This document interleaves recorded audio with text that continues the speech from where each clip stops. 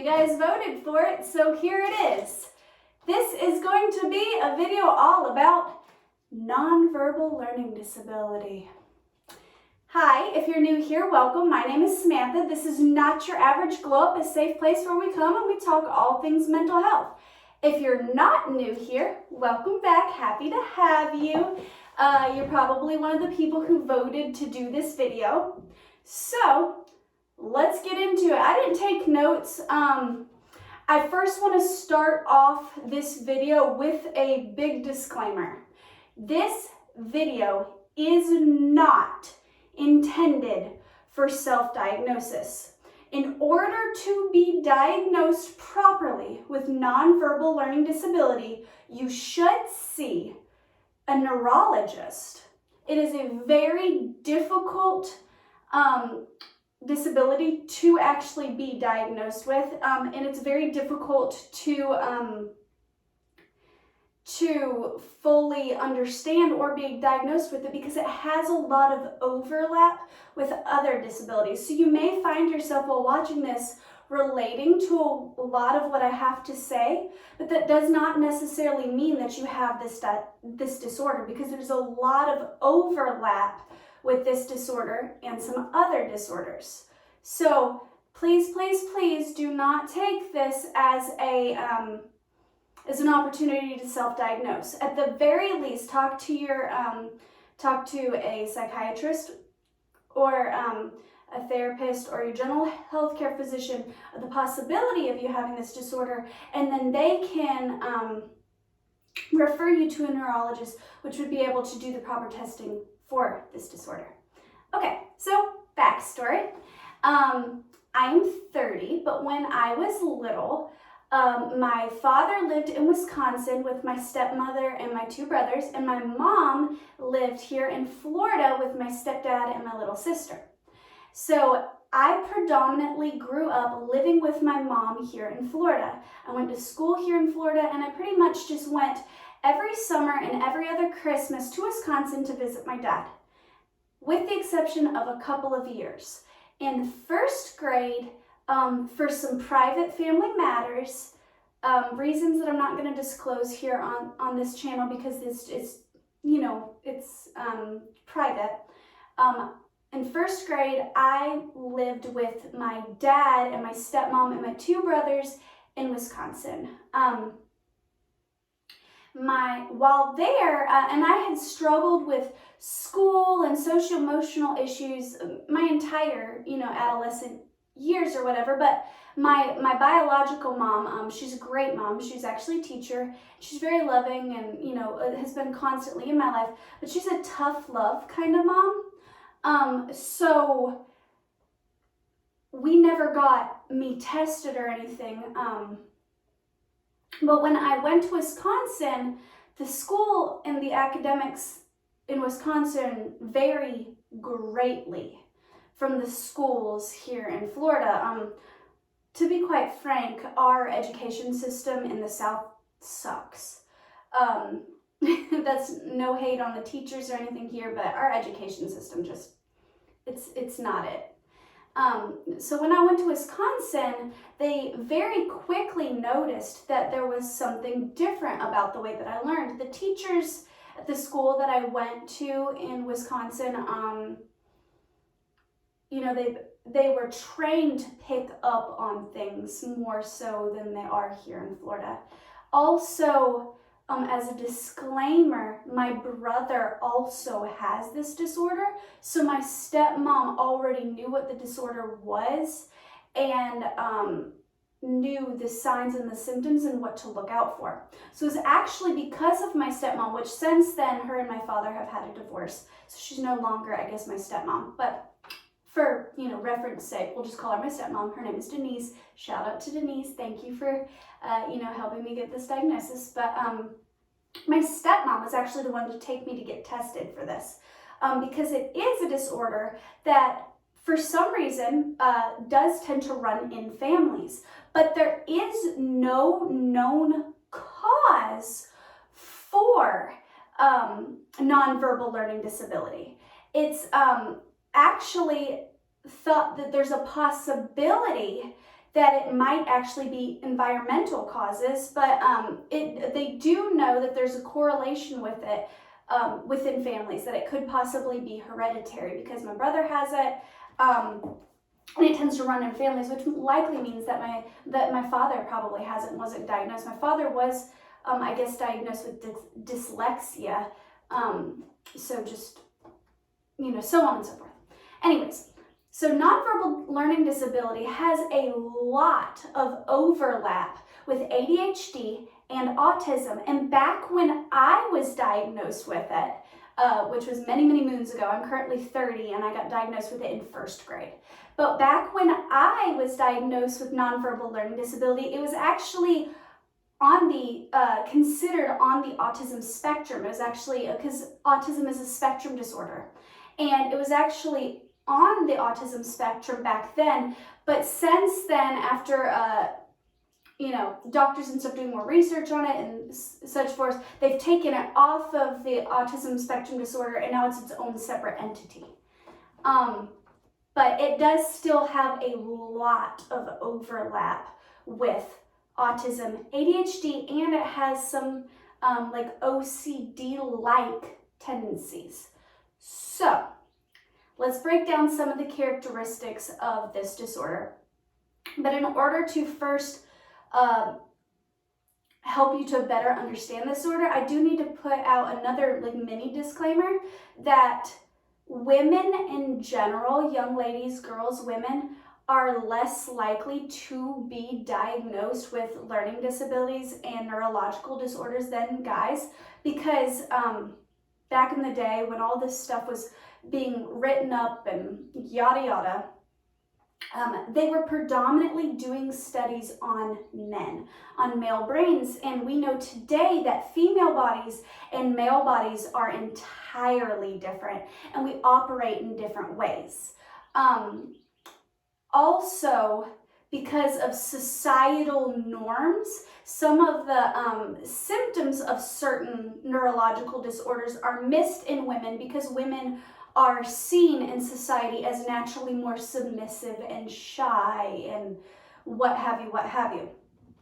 So when it comes to ADHD and autism and nonverbal learning disability, it's often missed that women even have this disorders, but I actually found in doing some research yesterday, because I wanted to reread up on it so I could have lots of information to give you guys in today's video. But I got bee-brained just now. What was I saying?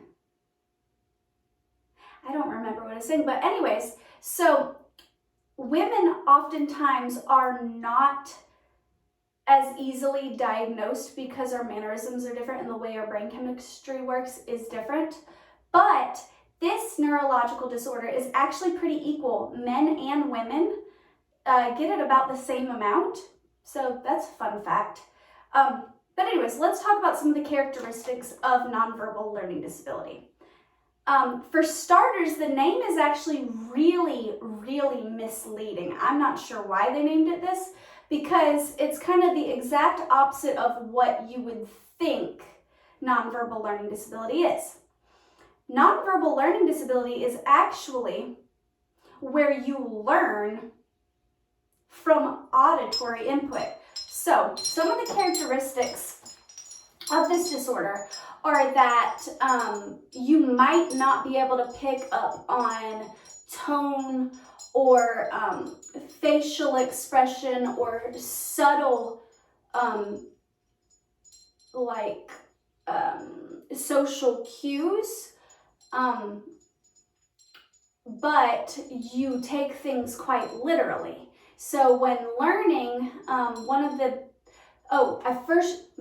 sorry, this is going to be all over the place. First, I want to say that when being diagnosed with this, more than likely, mental health concerns and social concerns will arise before academic concerns, because people with nonverbal learning disorder are actually really, really intelligent, And they tend to have a really wide vocabulary and use of grammar and pretty decent verbal skills. So they come off as very, very intelligent. So you might actually notice social or emotional issues well before academic issues. So some of the things that you might notice with people with nonverbal learning disability is that they are the OG quote unquote quirky people. Like picture, you know, 90s rom-com, the quirky, artsy, weird girl, you know, that meets the athletic jock love trope, you know, that sort of thing. Like, we are like the OG quirky girl.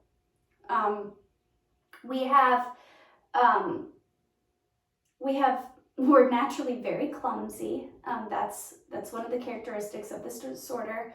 We tend to have really terrible handwriting. One of the things that I struggled with as a kid is that my nose is itchy.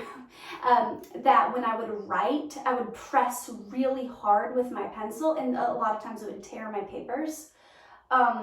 We tend to have very little or terrible depth perception, so being naturally very clumsy, running into things. Also, not understanding social norms, so standing way too close to people or staring at people or not making eye contact or voice inflection, and among many, many, many other things. We also tend to be extremely naive and very trusting because we don't pick up on subtle red flags that other people would pick up on. We tend to not understand sarcasm. We take things very literally, but ironically, a lot of us over a period of time learn to pick up and mirror other people's behaviors, which is also very, very common with other disorders such as autism and ADHD. Mirroring, stemming, poor attention span, those are all things that are very, very common with this disorder.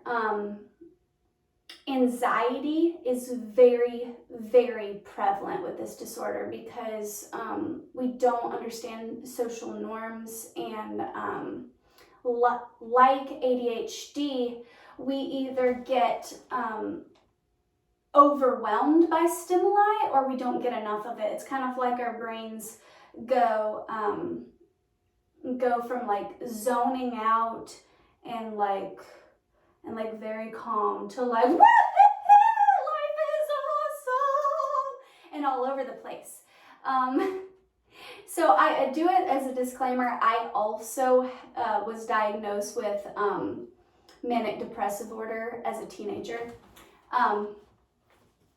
So yeah, but it's kind of hard to put fully into words what it feels like to have this disorder. But imagine constantly being like you're looking in on everyone else having a normal life, and always feeling like you're on the other side of like a pane glass window.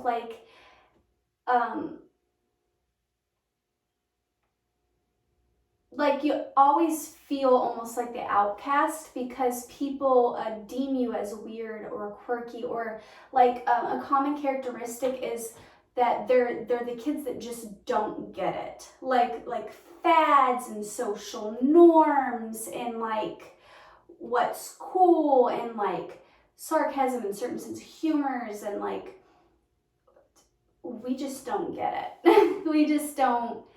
we don't get it. It's not how our brain works. We just think very, very differently. A character like in a book or a movie that I would think they weren't written intentionally to like represent this disorder, but a good way for you to like visualize like this disorder as a person would be kind of like a Luna Lovegood. She's kind of strange, kind of quirky, highly intelligent, but, you know, what people would deem as weird or unusual.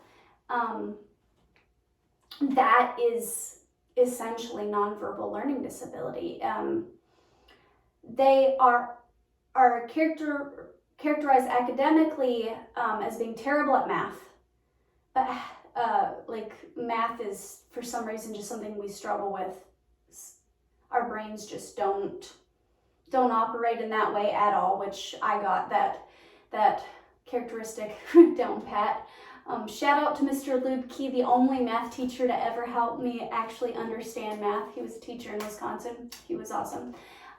But struggling with math, having a really good vocabulary and communication skills at a very, very young age, but ironically, not being able to grasp the underlying theme of like book context or big picture thinking. So we might actually struggle in English even though we have a really wide vocabulary. Like reading comprehension tends to be an issue with people with this disorder because we hyperfixate on tiny little details instead of understanding like the plot as a whole. So for me, I always like really enjoyed reading like fantasy books because I could fixate on the pretty imagery and, you know, all the little like subplots and not have to worry so much about getting this deep, you know, big message from it or, you know, what have you. So, you know, like quizzes on what is this book about and, you know, like cold reading as they do today. That's not how we work. Usually kids with nonverbal learning disability are very good spellers. I did not get that. I am a god-awful speller, so thanks, brain. But yeah, I didn't get that characteristic, but they're usually pretty good spellers, and they usually have really wide vocabularies and pretty decent grammar. They tend to be way more creative and theological and philosophical. They tend to not be so analytical or spatial. So yeah, when I was reading up on this yesterday, I kind of chuckled because it said that kids and young adults with nonverbal learning disability might also have, and it said, and I quote, bizarre beliefs around magic and philosophy and society and, you know, what have you. And that kind of cracked me up because I'm a tarot reader and I really enjoy like astrology and crystals and things of that nature, so I thought that to be funny. So having nonverbal learning disability might have contributed to that. Who knows? Also, it said that we might later on in life get fixated on the idea of trying to understand others because it doesn't come naturally to us like it does everyone else. Like some people just pick up on like, oh, you know, this, that, and the other, and that's you know, a good person, and some people might, you know that.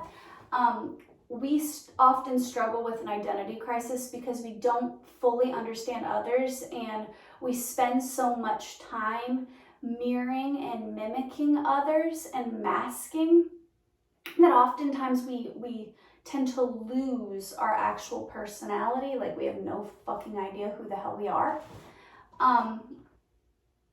Because having this disorder, a lot like having like ADHD, the behaviors that arise from it are considered disruptive or not appropriate for like a school or more structured setting. We tend to struggle with like a lack of focus and or getting like super hyper fixated on like one thing. Socially, what could be, I guess, kind of strange is we tend to stand either way too close to you or like too far away, and we might be disruptive in a conversation and bring up something what to a neurotypical person might seem extremely off topic. Because our brain and the way we connect to information, it doesn't work like a quote unquote normal brain. So you might be talking about something, and then that something goes to this, something goes to this, something goes to this, something goes to this, something. And you guys could be talking about getting hamburgers, and I bring up penguins. So there's that. Also, because we tend to learn through auditory things, we tend to learn better through YouTube is fantastic for me for learning. I really enjoy educational content like Mama Dr. Jones and Dr. Mike and things of that nature, because being able to see it and hear it helps me understand it, as to where if I was just to read it, I might miss the information. Because auditory information is so important to the way we learn, we often really take a liking to music. I know this was very prevalent for me as a teenager. I was that kid who almost always had my headphones on and was listening to my iPod and always had music. Music made me feel understood. So that's a huge thing with people with this disorder, is they often feel very, very misunderstood, because their self-expression is usually very different. Our facial expressions and stuff might not match up necessarily. It might be out of sync with the norm, like when we're speaking and such. Also, we have trouble with eye contact and spatial awareness and voice inflection and stuff. So we're very difficult for people to read. And it's not because we're fake or our brains just work differently. And because as you grow older, you can learn to mask these behaviors. You start to mirror the way other people talk and their sense of humor and their way of dressing and their to try to look more normal. I saw this thing, this was actually on ADHD TikTok. TikTok seems to think I have ADHD and autism, which is funny because there's a lot of overlap with this disorder. So they're very, close. So it's funny, I ended up on ADHD and autism TikTok. But I forgot what I was saying again. But yeah, there's a lot of overlap, and we tend to have very ritualistic type behaviors or OCD-like tics to keep a sense of normalcy. So we might eat the same foods a lot, or not eat at all sometimes if we get overly anxious or whatever, or food isn't easily accessible to us. A lot of times we will have our food or whatever in a certain place and easily accessible, like fruit. We tend to be grazers instead of cooking full meals when left to our own accord. Very ritualistic. We might have OCD tendencies. Some for me, some tics that I have, pretty much all of my friends have picked up on this and they think it's cute or endearing. I get embarrassed every time. I have this thing called the Sammy Shake. And basically whenever my brain gets overstimulated, or I get extra excited or nervous about something, it's my brain glitches, and I do this with my arms. I don't know why. So if I'm laughing really hard, or something's super exciting or super nerve-wracking, I bring my arms up like this. Also similar to someone with autism, my resting state with my arms and walking around my house is like this, so it's kind of the T-Rex arm stereotype with autism. Always having background noise, music or a podcast or something playing, because the auditory processing, it helps. But ironically, sometimes we get too much, like somebody with ADHD or autism, Sometimes we can get overly stimulated, like say the kids are running around the house and there's dishes clanking and there's bright lights and there's this and that and everything. It can make me have like a full-blown panic attack. And just a quick reminder, anxiety manifests differently in different people. An anxiety attack doesn't always look like hyperventilating and shaking in the corner. Sometimes it can come out in spurts of anger or screaming or what have you. And I know that is very true for me.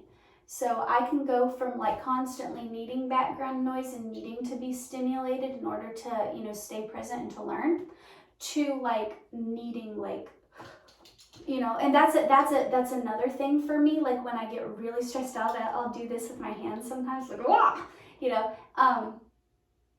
and then needing to backtrack a little bit and get some quiet time and some space. And yeah, so that is in a nutshell having nonverbal learning disability. How it affected me is it definitely manifested itself in my academics. I struggled significantly with spelling and mathematics and reading comprehension. I was actually in special ed classes in my younger years, I think all the way up until like 3rd or 4th grade. And then I was able to graduate out of that and be with like the rest of the quote unquote normal kids. And then occasionally take like 1 or 2 like classes that were like special ed. Shout out to Miss Jordan. She was a G. I love Miss Jordan. I actually had her multiple years because she was like our special education teacher. And I had her multiple years. She was awesome. She was great for like remedial math and remedial English. And her child, I don't know how they identify now, so I don't want to misgender them, but their child was the first ever like transgender person that I was ever exposed to. So that was pretty cool. She's very open-minded, very sweet person.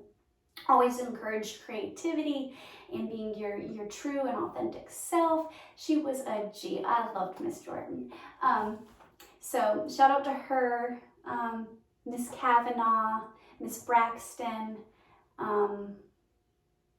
Lukey. Those were teachers that really took the time to get to understand me and teach me in a way that I learned. Which I greatly appreciated. So it definitely affected me academically. I graduated at 19. I got held back a year. It mostly infected me with my mental health and my social situations, which is very, very common for this disorder. This disorder is very, very often coupled with anxiety or other mental health disorders. Like I said, there is no known cause for it. They actually think that some of it might be environmental. But for me personally, I always felt misunderstood, which made me extremely anxious. I tend to be an overthinker in social situations, so social anxiety was huge for me because I always thought that people were going to think I was weird or different and they weren't going to like me, which also created a lot of depression in me. So there was that. I think that's also, like, as a random side note, I think that's also why I really love astrology and like psychology and like Enneagram testing and stuff like that. Because I never understood myself and I have difficulty understanding other people. So like, I think sometimes I hyperfixate on trying to understand other people. So it might not be like the social norm, it might be weird, but like, I'll be like, ooh, what Enneagram number are you? And I'll be like, I'm a 4. And then I'd be like, I'm an INFP. I'm a blue, and I'm a Taurus sun, Capricorn moon, Gemini rising with my communication in Aries. Because like it was a way for me to like explain who I am in a way that made sense to my way of thinking. So like a lot of times when I meet people, I'll be like, hey, do you have CoStar? Let me like add you so I could like read their chart and get a general understanding of who they are. It's not to be like manipulative or anything like that. It's just to get an understanding of people, because understanding people doesn't come naturally to me at all. Ironically, I have very, very strong intuition though. So like social cues and stuff like that, I'm gonna miss it. But my gut instinct usually pretty on point. Trying to think of what else. Naivety is a big thing. So I used to get myself into some pretty dangerous situations just trusting random people. My trauma response tends to be fawn, people pleasing, which coupled with this disorder is extremely dangerous. So I'm very prone to being run over and get myself into like some narcissist empathic relationships. Also because we don't understand sarcasm and stuff, we tend to be very blunt in our way of speaking. So we might say things that might be deemed as like inappropriate or rude, because that's just the way our brain works. We don't understand, like, why would you sugarcoat that? What? You know, which this is all theory. This is not backed by science or psychology. But I always thought it was funny that like this disorder has a lot of correlations with my birth chart. So it is kind of cool. This is all theory, but it almost makes me wonder, maybe an astrologer can comment on this video and let me know, but it almost makes me wonder if you can identify different like mental health disorders and like neurological disorders and stuff by looking at a birth chart, because a lot of the characteristics of, you know, nonverbal learning disability completely and totally line up with my birth chart. For example, people with nonverbal learning disability tend to be very blunt or rude in their way of speaking, or seen that way. And my communication, my Mercury is in Aries, which tend to be very naive and blunt and quote unquote rude in their communication. So I don't know, something to think about, just a little nugget of randomness. Squirrel. But yeah, that is nonverbal learning disability in a nutshell. Basically, to summarize, it might manifest itself very differently and look very differently in men and women. You will more than likely notice it socially or psychiatrically. That's not correct. Socially or mentally, like first, like you might notice more like anxiety and stuff like that before you learn that they have it, because they are very, very, very bright children. In fact, the full range IQs, you can be all the way from ingenious to delayed as far as an IQ goes. This disorder has nothing to do with your intelligence. In fact, most people with this disorder are highly intelligent. We just learn completely differently. So if you know somebody with this disorder, try talking to them directly and clearly. Try to not use sarcasm and metaphors and stuff like that much. Try to talk to them directly and clearly and honestly and authentically, straight to the point. Try to understand that their way of thinking might be a little different, but they usually have a very beautiful and poetic and moral way of thinking. So they tend to be like very humanitarian and very loving people. And I guess the biggest thing you would need to know about them is they just want to feel understood.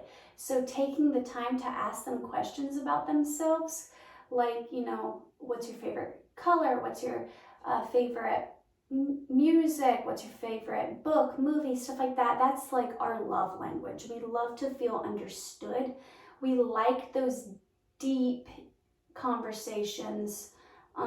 Shallow talking, that ain't it for us. We like to dive deep into the brains of those that we love and we care about. Also, if you could, you know, have a general understanding that we tend to be kind of awkward in social situations. So if you're naturally more like an extroverted and like social butterfly, you know, help us out a little bit. If we're like standing way too close or standing like way off to the side, kind of pull us in and like let us feel included. That would be greatly, you know, beneficial for people with nonverbal learning disability.